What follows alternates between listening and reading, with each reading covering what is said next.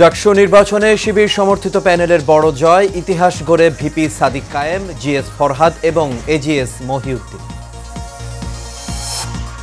ডাকসুর ফলাফল প্রত্যাখ্যান আবিদুল উমামার, গণঅভ্যুত্থানের আকাঙ্ক্ষা বাস্তবায়ন হয়েছে বললেন সাদিক কায়েম।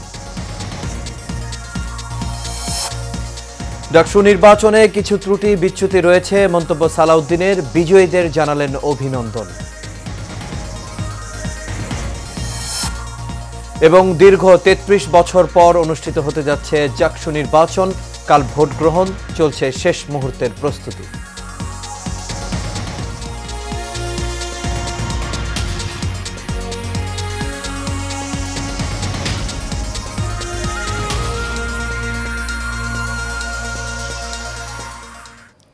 সবাইকে স্বাগত এশিয়ান নিউজে। দর্শক, পুরো সংবাদ জুড়ে আপনাদের সঙ্গে আছি আমি আনোয়ার রাজ। এতক্ষণ শুনছিলেন বিআরবি কেবল ইন্ডাস্ট্রিজ লিমিটেড সংবাদ শিরোনাম।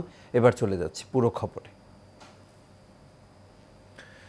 ঢাকা বিশ্ববিদ্যালয়ের কেন্দ্রীয় ছাত্র সংসদ ডাকসু নির্বাচনে বড় জয় পেয়েছে ইসলামী ছাত্র শিবিরের শিক্ষার্থী ঐক্যজোট। ইতিহাস গড়ে এই প্যানেল থেকে নির্বাচিত হয়েছেন বেশিরভাগ প্রার্থী। ছাত্রদলের আবিদুল ইসলাম খানকে ৮৫০০ ভোটে হারিয়েছেন সাদিক কায়েম। জিএস পদে এস এম ফরহাদ জিতেছেন ৪৫০০ ভোটের ব্যবধানে। সোয়েব সাত্তার লিজন রিপোর্ট করেছেন।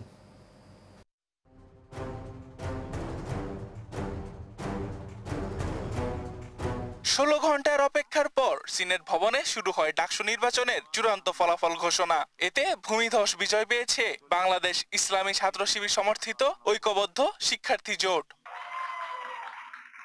ইতিহাস গড়ে ভিপি নির্বাচিত হয়েছেন ছাত্র শিবিরের সাদিক কায়েম। তিনি পেয়েছেন ১৪০৪২ ভোট। তার নিকটতম প্রার্থী ছাত্র দলের আবিদুল ইসলাম খান, তিনি পেয়েছেন ৫৭০৮ ভোট। জিএস পদ গেছে ঐক্যবদ্ধ শিক্ষার্থী জোটের প্যানেলে। এস এম ফরহাদ নির্বাচিত হয়েছেন ১০৭৯৪ ভোট পেয়ে। তার নিকটতম প্রার্থী ছাত্রদল মনোনীত তানভীর বারী হামিম পেয়েছেন ৫২৮৩ ভোট। আর এজিএস নির্বাচিত হয়েছেন মহিউদ্দিন খান, তিনি পেয়েছেন ১১৭৭২ ভোট। আর তার নিকটতম প্রার্থী ছাত্রদল সমর্থিত তানভীর আল হাদি মায়েত পেয়েছেন ৫০৬৪ ভোট। এছাড়াও একই প্যানেল থেকে আন্তর্জাতিক সম্পাদক হিসেবে নির্বাচিত হয়েছেন জুলাই আন্দোলনে চোখ হারানো যোদ্ধা জসিমউদ্দিন খান। আর গবেষণা ও প্রকাশনা সম্পাদক হিসেবে বিজয়ী হয়েছেন ১৫ জুলাই ক্যাম্পাসে নিষিদ্ধ ছাত্রলীগের হামলায় আহত হওয়া স্বতন্ত্র প্রার্থী সানজিদা আহমেদ তুন্নি। ডাকসু নির্বাচনে ছাত্রদল, বাকছাস ও বামজোট সহ অন্যান্য দল সমর্থিত প্যানেলের ভরাডুবি হয়েছে। অন্যান্য পদেও শিবির সমর্থিত ঐক্যবদ্ধ শিক্ষার্থী জোটের প্রার্থীরা বড় ব্যবধানে জয়লাভ করেছেন। সোয়েব সাত্তার লিজন, এশিয়ান টেলিভিশন। এদিকে কারচুপির অভিযোগ এনে ডাকসু নির্বাচনের ফলাফল প্রত্যাখ্যান করেছেন ছাত্রদলের ভিপি প্রার্থী আবিদুল ইসলাম ও স্বতন্ত্র প্রার্থী উমামা ফাতিমা। সামাজিক যোগাযোগ মাধ্যম ফেসবুকে পোস্ট দিয়ে নিজেদের প্রতিক্রিয়া জানান তারা। তবে ছাত্রদলের জিএস প্রার্থী তানভীর বারী ইমাম পরাজয় মেনে নিয়ে শিক্ষার্থীদের পাশে থাকার ঘোষণা দিয়েছেন। বিস্তারিত জানাচ্ছেন জাবালুন নূর। কোনো রকম সহিংস ঘটনা ছাড়াই ডাকসু নির্বাচন শুরু হলেও দিনব্যাপী একে অপরের দিকে অভিযোগের তীর ছুঁড়েছেন প্রার্থীরা। রাত ১:৩০টার পরে কেন্দ্রে ফলাফল ঘোষণা শুরু হয়। শুরুতেই দেখা যায় ভিপি, জিএস ও এজিএস সহ বিভিন্ন পদে ইসলামী ছাত্র শিবির সমর্থিত প্যানেল ঐক্যবদ্ধ শিক্ষার্থী জোটের প্রার্থীরা বিপুল ভোটে এগিয়ে রয়েছেন। এর পরপরই ফলাফল নিয়ে একের পর এক অভিমত ব্যক্ত করতে থাকেন ডাকসুর ভিপি, জিএস পদপ্রার্থীরা। শিক্ষার্থী জোটকে বেছে নেবে। ছাত্র দলের প্যানেলের সহসভাপতি প্রার্থী মোহাম্মদ আবিদুল ইসলাম রাত ২:২০ ফেসবুকে লেখেন, পরিকল্পিত কারচুপির এই ফলাফল দুপুরের পরপরই অনুমান করেছি। নিজেদের মতো করে সংখ্যা বসিয়ে নিন। এই পরিকল্পিত প্রহসন প্রত্যাখ্যান করলাম। ভোট ঘোষণা চলার মধ্যে ছাত্রদলের প্যানেলের জিএস প্রার্থী শেখ তানভীর বারী হামিমও ফেসবুক পোস্ট দেন। তিনি লেখেন, ঢাকা বিশ্ববিদ্যালয়ের শিক্ষার্থীরা যদি মনে করেন এটিই তাদের রায়, তবে এই রায়কে আমি সম্মান জানাই। আমি শিক্ষার্থীদের প্রতিক্রিয়ার জন্য অপেক্ষামান। তিনি আরও লেখেন, আজকে সকাল থেকে বিকেল পর্যন্ত চলা এই ভোট অনুষ্ঠানে উৎসব মুখর পরিবেশ থাকলেও কয়েকটি কেন্দ্রে অনিয়ম দেখা দিয়েছে। বিশেষ করে গণনার ক্ষেত্রে মেশিনের ত্রুটি, জালিয়াতি ও কারচুপি পরিলক্ষিত হয়েছে। এবং ইন্টারেস্টিং পার্ট ইজ এটা স্বতন্ত্র শিক্ষার্থী ঐক্য প্যানেলের ভিপি প্রার্থী উমামা ফাতেমা ফেসবুকে রাত 2:30টার দিকে লিখেছেন, চলিতেছে সার্কাস, কে কে দেখছেন। সবশেষ পোস্টে তিনি লেখেন, বয়কট বয়কট, ডাকসু বর্জন করলাম, সম্পূর্ণ নির্লজ্জ কারচুপি নির্বাচন। 5 আগস্টের পরে জাতিকে লজ্জা উপহার দিল ঢাবি প্রশাসন, শিবির পালিত প্রশাসন। এটা তো এখন এখানে এই ব্যাপারে আমরা যেটা শুনেছি। অন্যদিকে বিশ্ববিদ্যালয় ভিসি ও প্রক্টরকে দেয়া হোয়াটসঅ্যাপ মেসেজের স্ক্রিনশট শেয়ার করে ভিসি ও প্রক্টরকে অভিনন্দন জানিয়েছেন বাক্সার সমর্থিত ভিপি প্রার্থী আব্দুল কাদের। মঙ্গলবার এক ফেসবুক পোস্টে তিনি এই অভিনন্দনের কথা জানান। এই পোস্টে কাদের বলেন, ভিসি এবং প্রক্টরকে অভিনন্দন জানিয়ে ডাকসু নির্বাচন নিয়ে আলাপ এখানেই শেষ করলাম। ডাকসু নির্বাচনের ফলাফল নিয়ে এই মিশ্র প্রতিক্রিয়ার পর বহুল প্রতীক্ষিত ডাকসু বিশ্ববিদ্যালয়ের সার্বিক উন্নয়নে কতটা কার্যকর হবে সেটাই এখন দেখার বিষয়। আমরা কথা দিচ্ছি, শিক্ষার্থীদের যে আকাঙ্ক্ষা তাদের সেটাই আমাদের আকাঙ্ক্ষা, শিক্ষার্থীদের ভয়েসে আমাদের ভয়েস। জাবালুন নূর, এশিয়ান টেলিভিশন। ডাকসুর এই বিজয়ের মধ্য দিয়ে জুলাই গণ অভ্যুত্থানের আকাঙ্ক্ষা বাস্তবায়ন হয়েছে বলে মন্তব্য করেছেন নবনির্বাচিত ভিপি সাদিক কায়েম। সেই সঙ্গে বিশ্ববিদ্যালয়কে নিরাপদ ক্যাম্পাস হিসেবে গড়ে তুলতে কাজ করার ঘোষণা দিয়েছেন তিনি। বিস্তারিত শেখ সোহাগের রিপোর্টে। ফলাফল ঘোষণার পর আনুষ্ঠানিকভাবে ব্রিফ করেন ডাকসুর নবনির্বাচিত ভিপি সাদিক কায়েম। তিনি বলেন, এ বিজয়ের মধ্য দিয়ে জুলাই অভ্যুত্থানের আকাঙ্ক্ষার বাস্তবায়ন হয়েছে। আমরা দৃঢ়কণ্ঠে বলতে চাই, ডাকসু নির্বাচনে ঢাকা বিশ্ববিদ্যালয়ের শিক্ষার্থীরা সাদিক কায়েম, এস এম ফরহাদ, মহিউদ্দিন খান সহ ঐক্যবদ্ধ শিক্ষার্থী জোটের আমাদের প্যানেলের উপর যে আমানত রেখেছে, আমরা সেই আমানতের যথাযথ হক আদায় করব ইনশাআল্লাহ। ডাকসুর নবনির্বাচিত জিএস ফরহাদ হোসেন বলেন, শিক্ষার্থীরা তাদের বিশ্বাস করে ভোট দিয়েছে। এ আমানত রাখতে তারা ঢাকা বিশ্ববিদ্যালয়ের নিরাপদ ক্যাম্পাস হিসেবে গড়ে তুলতে কাজ করবেন। ব্যক্তি ফরহাদ কিংবা ছাত্র শিবিরের ঢাকা বিশ্ববিদ্যালয়ের সভাপতি ফরহাদের বিজয় হিসেবে দেখবার কোনো সুযোগ আমার কাছে আমি ব্যক্তিগতভাবে মনে করি না, বরং এটি আমার কাছে মনে হয় ঢাকা বিশ্ববিদ্যালয়ের সকল শিক্ষার্থীদের প্রতিনিধিত্ব করা এবং সকল শিক্ষার্থীদের যে বিশাল আমানত আমাদের উপর অর্পিত হয়েছে সেই আমানতের একটি ঘোষণা এটি। এ বিজয় উদযাপনে কোনো ধরনের মিছিল ও র্যালি করবে না বলে জানান নতুন ডাকসুর নেতারা। কোনোভাবেই কোনো বিজয় মিছিল কিংবা অন্য কোনো মডেলে আমরা সেটি করতে চাচ্ছি না, এটি মধ্যে শিক্ষার্থীদের বিজয়। শেখ সোহাগ, এশিয়ান টেলিভিশন, ঢাকা। ঢাকা বিশ্ববিদ্যালয় কেন্দ্রীয় ছাত্র সংসদ ডাকসু নির্বাচনে যারা বিজয়ী হয়েছেন তাদের অভিনন্দন জানিয়েছেন বিএনপির স্থায়ী কমিটির সদস্য সালাউদ্দিন আহমদ। তবে নির্বাচনে কিছু ত্রুটি বিচ্যুতির অভিযোগ তুলেছেন তিনি। সকালে জাতীয়তাবাদী মহিলা দলের ৪৭তম প্রতিষ্ঠা বার্ষিকী উপলক্ষে রাজধানীর ডিপ্লোমা ইঞ্জিনিয়ার্স ইনস্টিটিউশনে এক আলোচনা সভায় তিনি এসব কথা বলেন। এই জয় শিবিরের নয় বলেও মন্তব্য করেন বিএনপির এই নেতা। মোশাররফ তালুকদারের ক্যামেরায় কাউসার আহমেদের রিপোর্ট। জাতীয়তাবাদী মহিলা দলের প্রতিষ্ঠাবার্ষিকী উপলক্ষে আয়োজিত আলোচনা সভায় প্রধান অতিথি হিসেবে উপস্থিত ছিলেন বিএনপির স্থায়ী কমিটির সদস্য সালাউদ্দিন আহমেদ। অভিনন্দন জানাই যারা ডাকসু নির্বাচনে জয়ী হয়েছে তাদের। এটাই গণতন্ত্রের রীতি। কিছু ত্রুটি বিচ্যুতি নির্বাচনে হয়েছিল, যেহেতু যাত্রা অনেক বছর পরে হয়েছে, কিন্তু ত্রুটি বিচ্যুতি ছিল। বক্তব্যে উঠে আসে ডাকসু নির্বাচন প্রসঙ্গ। এই নির্বাচন জাতীয় নির্বাচনে কোনো প্রভাব ফেলবে কিনা এমন প্রশ্নের উত্তরে সালাউদ্দিন বলেন, বৃহৎ রাজনৈতিক সংগঠনে না হলে জাতীয় রাজনীতিতে খুব বেশি অবদান নিয়ে আসতে পারে না। একটি পত্রিকায় দেখলাম যে ছাত্র শিবিরের প্যানেল জয়ী হয়েছে। তা আমি আপনাদের সামনে বলতে চাই, সাংবাদিক বন্ধুদের উদ্দেশ্যে বলতে চাই, আমার জানা মতে বাংলাদেশ ইসলামী ছাত্র শিবির ডাকসু নির্বাচনে অংশগ্রহণ করেনি। এই নামে এই ব্যানারে কোনো প্যানেল প্রদান করা হয়েছে কি না? তো পত্রিকা বিভিন্ন মিডিয়াতে এইভাবে আসছে কেন? প্রশ্ন সেখানে। শিবিরের স্বনামে নির্বাচন না করার নিশ্চয়ই কোনো কারণ রয়েছে উল্লেখ করে বিএনপি নেতা বলেন, ঐক্যবদ্ধ শিক্ষার্থী জোট জয়ী হয়েছে, শিবিরের নামে কেউ জয়ী হয়নি। যারা স্বনামে ছাত্র সংসদ নির্বাচনে অংশগ্রহণ করতে চায়নি তার একটা উদ্দেশ্য তো অবশ্যই আছে। যারা আজকে জয়ী হয়েছে তাদের দেখলাম প্যানেলটা ছিল ঐক্যবদ্ধ শিক্ষার্থী জোট। সেই ব্যানারে যারা জয়ী হয়েছে আমি আবারও ব্যক্তিগতভাবে তাদেরকে অভিনন্দন জানাই।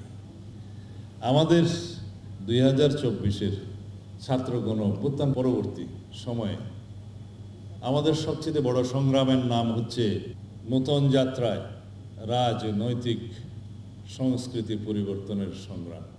জানান প্রতিদ্বন্দ্বিতা থাকবেই, কিন্তু গণতান্ত্রিক শক্তিকেই প্রাধান্য দিতে হবে। এইবার আমরা যাত্রা শুরু করব। কাউসার আহমেদ, এশিয়ান টেলিভিশন, ঢাকা। দীর্ঘ ৩৩ বছর পর কাল অনুষ্ঠিত হতে যাচ্ছে জাহাঙ্গীরনগর বিশ্ববিদ্যালয় কেন্দ্রীয় শিক্ষার্থী সংসদ নির্বাচন। কেন্দ্রীয় সংসদের ২৫ পদে লড়ছেন ১৭৭ জন প্রার্থী, আর হল সংসদে প্রতিদ্বন্দ্বিতা করছেন ৪৪৫ জন। ভিপি পদে প্রতিদ্বন্দ্বিতা করছেন ৯ জন এবং জিএস পদে লড়ছেন ৮ জন প্রার্থী। তবে শেষ মুহূর্তে জিএস পদ থেকে সরে দাঁড়িয়েছেন স্বতন্ত্র প্রার্থী সৈয়দা অনন্যা ফারিয়া। অন্যদিকে হাইকোর্টের রায় স্থগিত হওয়ায় সম্প্রীতির ঐক্য প্যানেলের ভিপি প্রার্থী অমর্ত্য রায় নির্বাচন থেকে ছিটকে গেছেন। এই নির্বাচনে ভোটার সংখ্যা ১১,৯১৯ জন।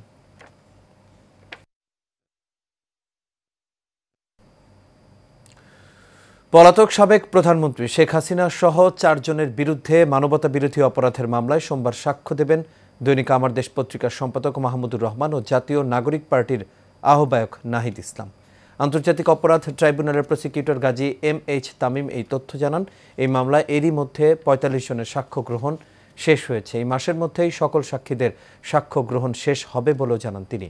প্রসিকিউটর আরও জানান, নাহিদ ইসলাম ও মাহমুদুর রহমানের আজ সাক্ষী দেওয়ার কথা ছিল, তবে ব্যক্তিগত কারণে উপস্থিত হতে না পারায় সাক্ষ্য গ্রহণ পিছিয়ে সোমবার করা হয়েছে। এদিকে ২০১৬ সালে যশোরে ২ শিবির নেতাকে গুলি করার মামলায় গ্রেপ্তার কনস্টেবল সাজ্জাদুর রহমানকে কারাগারে পাঠানোর নির্দেশ দিয়েছেন আন্তর্জাতিক অপরাধ ট্রাইব্যুনাল। এই সরকার কর্তৃক নিপীড়নগুলো পরিচালিত হয়েছে এবং তারই ফলশ্রুতিতে জুলাই ২০২৪ হয়েছে। এ কারণে ওনাদের সাক্ষ্য এবং নাহিদ ইসলাম বিশেষ করে, যিনি এই আন্দোলনের একদম প্রথম সারির নেতা ছিলেন, যার নেতৃত্বে প্রত্যেকটি কর্মসূচি ঘোষিত হয়েছিল, কেন উনি এই ধরনের পদক্ষেপ নিয়েছিলেন, কি কি সমস্যার সম্মুখীন উনি হয়েছেন, কি কি পদক্ষেপ উনি নিতে গিয়ে বাধার সম্মুখীন হয়েছে, এগুলোর বর্ণনা দিবেন এবং এটাই এই মামলার অন্যতম গুরুত্বপূর্ণ সাক্ষী, যেটাকে আমরা বলি স্টার উইটনেস হিসাবে বিবেচিত হবে।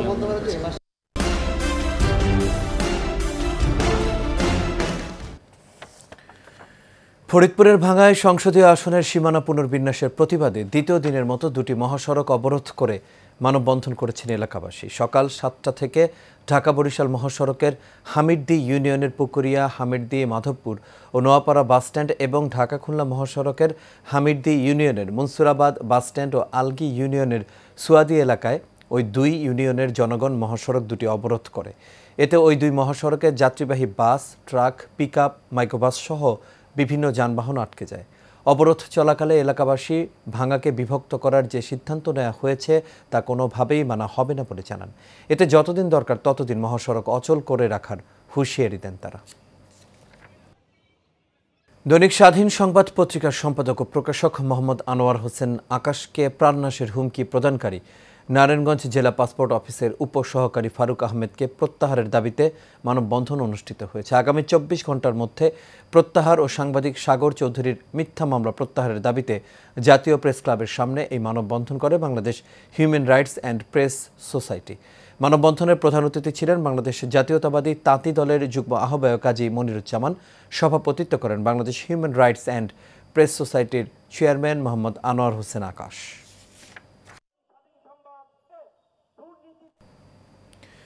প্রাইম ইউনিভার্সিটিতে প্রম্পট ইঞ্জিনিয়ারিংয়ের নৈতিক ব্যবহার উচ্চশিক্ষার ওপর আলোকপাত নিয়ে একটি ওয়ার্কশপের আয়োজন করা হয়। ওয়ার্কশপটি আয়োজন করে বিশ্ববিদ্যালয়ের ইংরেজি বিভাগ।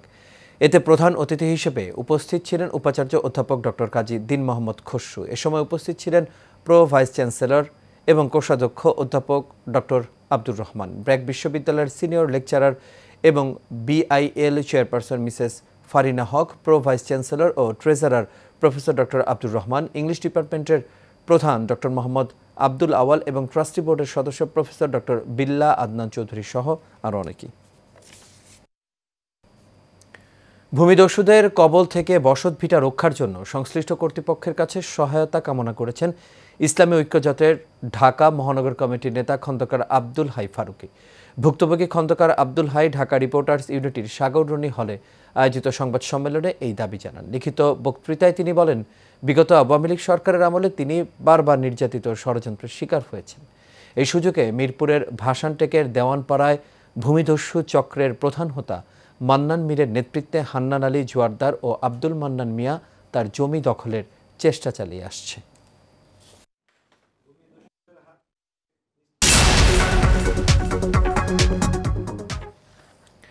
এবার বাণিজ্য সংবাদ। বাগেরহাটে সোশ্যাল মার্কেটিং কোম্পানি এসএমসি আয়োজিত 2 দিনব্যাপী কৃমি প্রতিরোধ ক্যাম্পেইন অনুষ্ঠিত হয়েছে। সকালে বাগেরহাটের ফকিরহাট উপজেলার লকপুর বাজারের জমজম মেডিকেল হলে এই কর্মসূচির উদ্বোধন করা হয়। শিশু, কিশোরী ও তরুণদের স্বাস্থ্য রক্ষায় কৃমির ক্ষতিকর প্রভাব সম্পর্কে সচেতনতা সৃষ্টি এবং পরিবারের সকল সদস্যকে কৃমির চিকিৎসায় উদ্বুদ্ধ করাই এই কর্মসূচির মূল লক্ষ্য। এতে উপস্থিত ছিলেন এসএমসির পরিচালনা পর্ষদের চেয়ারম্যান ফারুক আহমেদ, এসএমসির ডাইরেক্টরস এর পরিচালক সিদ্দিকুর রহমান চৌধুরী, এসএমসির ব্যবস্থাপনা পরিচালক ও সিইও তসলিম উদ্দিন খান সহ আরও অনেকেই।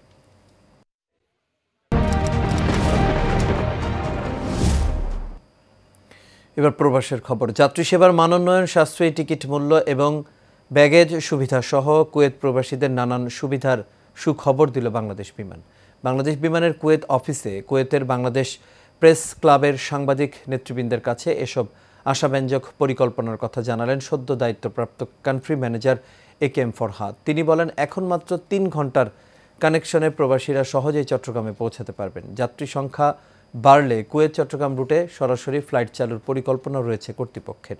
প্রবাসীদের জন্য চালু হয়েছে নতুন গালফ ক্লাস। এই ক্লাসে যাত্রীরা সর্বনিম্ন টিকিট নিতে পারবেন। এ সময় উপস্থিত ছিলেন station manager Mohammad Shahjahan, Bangladesh press club কুয়েতের সভাপতি মঈনুদ্দিন সরকার সুমন, সাধারণ সম্পাদক আহ জুবেদ সহ আরও অনেকে। আর এর সাথে শেষ করবে এশিয়া নিউজ। তবে যাবার আগে বিআরপি কেবল ইন্ডাস্ট্রিজ লিমিটেড সংবাদ শিরোনামগুলো দেখে নেব দর্শক আরও একবার।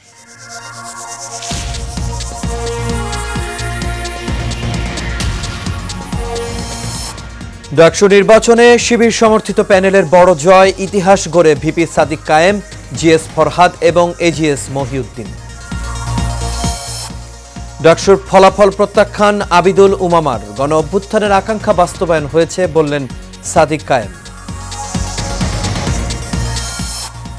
ডাকসু নির্বাচনে কিছু ত্রুটি বিচ্যুতি রয়েছে মন্তব্য সালাউদ্দিনের, বিজয়ীদের জানালেন অভিনন্দন।